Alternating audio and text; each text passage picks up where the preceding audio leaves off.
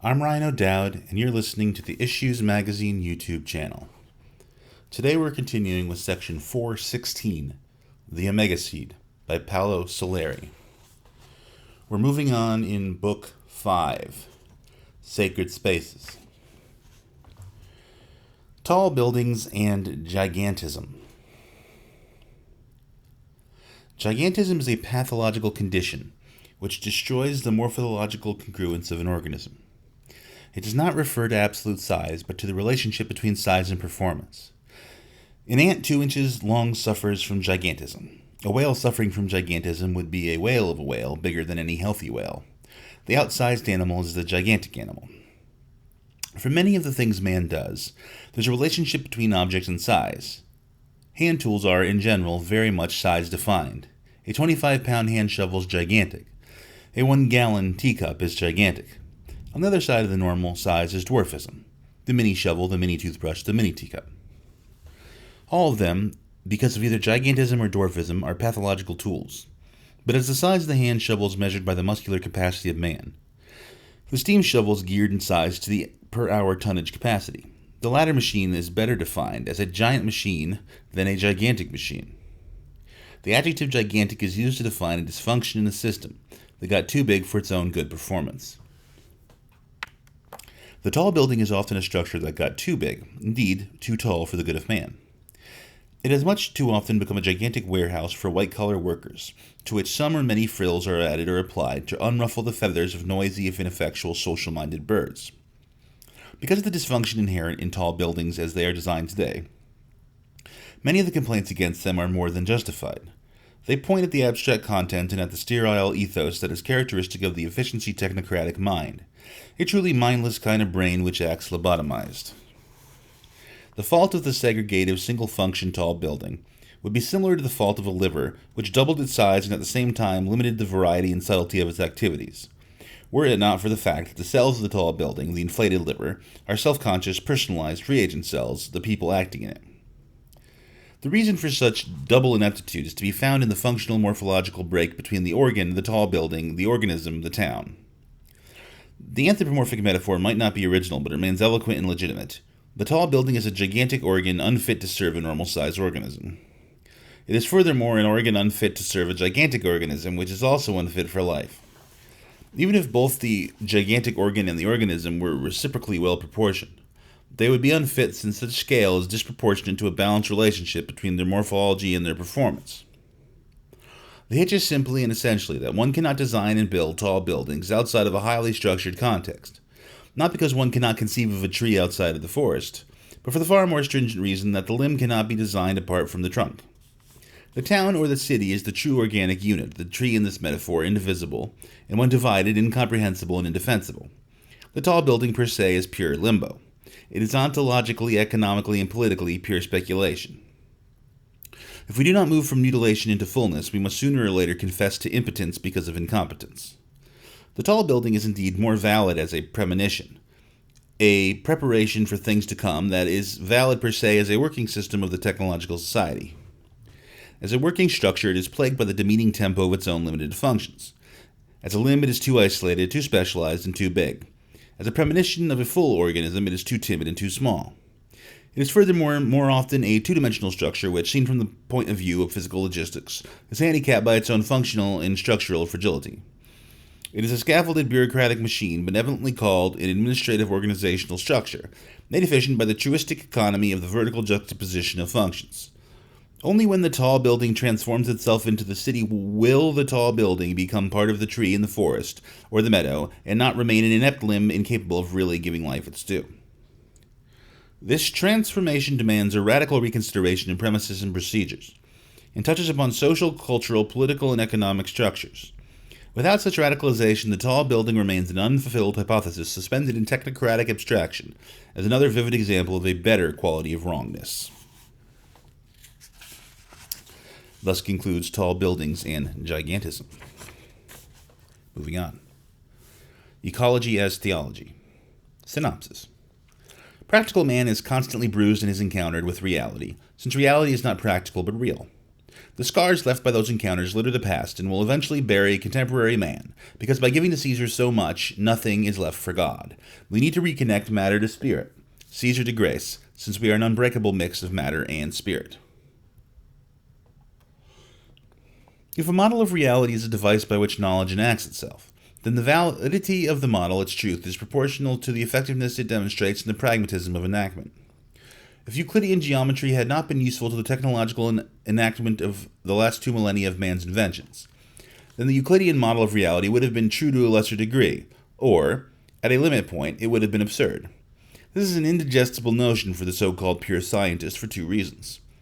The first has to do with the possible abstractness of the scientist's mental process, which renders him or her incapable of making the connection between the statistical and the willful, or between matter and spirit, since according to them the willful treads on non-scientific ground.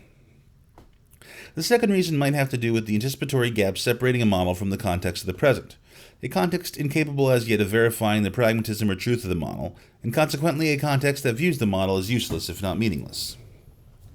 In the first instance, the scientist's model of reality is intrinsically deprived of substance, the substance that makes life as real as, or more so than, stone and fire. His model is therefore a game in words, symbols, numbers, and categories. In the second instance lies a case in point about the anguish inherent in the living phenomenon, inasmuch as the liveliest part of such phenomenon is a pre-future, a cantilever on the future, and is, as such, liable to remain utopian, to be lost in the folds of a history engaged in other models. Not only might the model be lost, but its potential offspring may also not see the light of day. If the hand shovel idea model had been lost in such a way, the steam shovel model would probably not have appeared. Even if it had appeared, the work accomplished by the enactment of the hand shovel model would have been lost. It would have remained utopian. Therefore, each model has its own historical moment of truth, and unless the model comes to fruition in such time slots, the truth of the model is lost since its pragmatism effectiveness has no chance to develop. The model developed in the thesis of the Omega God identifies the evolutionary ecological unfolding of reality with a theological development. That is to say, a God is being slowly and painfully created. A potentially monotheistic divinity is developing out of the utterly polytheistic reservoir of mass energy and conscious. Of the many components in this process, humankind is a pivotal element. For the sake and development of this pivotal element, there are post-biological inventions, post-biological technologies, which are necessary and indispensable instruments to further evolutionary inroads. The ecological city, Arcology, is one such instrument. It is a complex instrument, a medium which is also a message, tangibly and pragmatically part of the transpersonal nature of life, which is also theological. Ultimately, in fact, Arcology will be stone made into spirit, not simply a mechanism of economic, political, and logistical expediency. It has to be spirit moving mountains, not so much because of physical manipulation of mountains, mining, etc., but because of an inner flame elicited within the stone itself by design and grace, the process of aesthetogenesis. Then there would be a constitutional tie between theology and arcology. Theology is a genesis, and arcology stands for a truly human landscape fostering such genesis. In other words, to better explain the model, one can say that psychosomatic man, the whole man, can be called theo-arcological man. Theology is genesis because whatever in the universe points to an increment of consciousness also points to the further development of a sacramental divine strand within such universe. In the Two Sons, an attempt is made to characterize the theological model as the progressive fulfillment of a skeletally invented God, the filling of a form idea with a content evolution, a true genesis of God. Arcology is a human landscape because this immensely difficult and hubris-engendered genesis, the immanent God of the present, all presence, is to be a powerhouse where, by the virtue of such genesis, both the tangible mass energy and the intangible spirit are inextricably coactive. Within the complex containers of the physiological are also the containers of the social and cultural, which act together in the making of the individual as much as the making of human societies. For such an undertaking, this totality of life and consciousness emerging from the mass energy framework, a house is thus in order, a house that can cater to its needs, an ecological architecture, whatever that may mean or imply in the different stages of its evolution.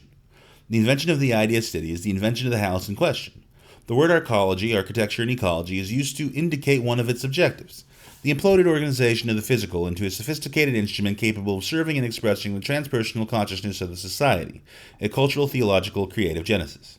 Serving, inasmuch as it gives to such society the physical structures for its actions, expressing, inasmuch as such physical structures are for better or worse representative, or in more germinal situations, anticipatory of the ethos. Of arcology as a human landscape, one could say that if, in the genesis of humankind, both matter and spirit are present on a continuum, then today any instant in the durational process, or any other day of history or prehistory, documents the more or less specific and successful coordination of matter, soma, in such a way as to cause matter to transcend itself. The inner light of coordinated matter is the spirit, psyche, specifically a coordination of the physical into specific and successive systems whose innermost light is the spirit. But assume, as it is assumed here, that humankind is more than the sum of its individual components, persons, and that this sum needs a locus and a consciousness, a soma and a psyche. Since one locus and one consciousness would imply a fulfilled model, see religion as simulation, of the human experiment, it is more realistic to expect that fragments of locus consciousness will be the pluralistic foci for this reality, the reality where the person is more than itself. Typical in the most dynamic of these foci throughout history has been the city. I call it city which the future might see, Arcology, for the purpose of reminding us that the good city is an architecture of ecology in necessary human terms. Needless to say, this simple fact bears radical fruits. Bitter fruits for the individual who believes the world is his own private hunting ground. Exhilarating fruits for the individual who believes that there is such a thing as theological component to his or her significance. Indeed, after a brush with the theological dilemmas, one would state firmly that if a theological component is the backbone of the evolutionary phenomenon, then arcology, the city, is a necessity in the process of becoming a virtue. The mystic might argue that if one precludes the possibility of achieving the spiritual condition via non-material roads, one bestows too much importance on matter.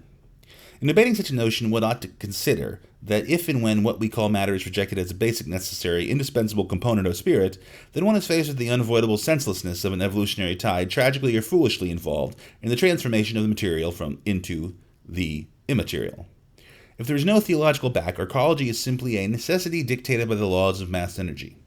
This might be the golden trap, as William Irwin Thompson describes it. Evolution moves against the direction of entropy. As matter moves toward more probable states of maximum molecular disorder, life moves towards increasingly more improbable states of maximum molecular organization. More and more is packed into less and less, until the miniaturization process reaches its greatest level of what Teilhard calls complexification in the compactness of the human brain. The simplicity of its size and shape belies the dazzling complexity of its interior. For Soleri, this process of complexification linked with miniaturization is the lesson the city planner should take away from the study of nature. In evolution, simplicity is always linked to complexity. While huge dinosaurs lumber into extinction, tiny mammals chatter in the trees. Soleri would say it is much the same with our cities now. The huge megalopolitan beasts are sprawling all over the Earth. In terms of thermodynamics, they are spreading their energy equitably through space and approaching the heat death of entropy.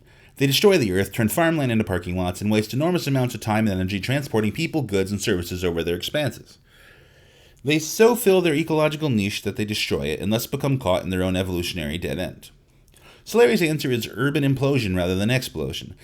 The city should contract and intensify, but in order to hold its information in negentropic form, it should imitate evolution and complexify itself through intense miniaturization. A city of 600,000 should become a single recycling organic arcology. The people would not live crowded in ghettos, but on the outer skin of a towering arcology that faced toward a nature that was once again natural. Thus, the surface of an arcology would be a membrane and not a wall. Inside the arcology, along its central spinal axis, would be not the natural but the civic space. Here society would turn inward for concerns of man and culture. But then, if the theological backbone is only imaginary, everything has the same worth. Both necessity and virtue become the empty frames of a mindless reality. Thus concludes Ecology as Theology. Thus concludes Book 5, Sacred Spaces, Section 4:16 of the Omega Seed by Paolo Soleri. Tomorrow we'll continue with Section 4:17, Book 6, The Technological Frankenstein and the Delphic Oracle. I will see you then. Alam.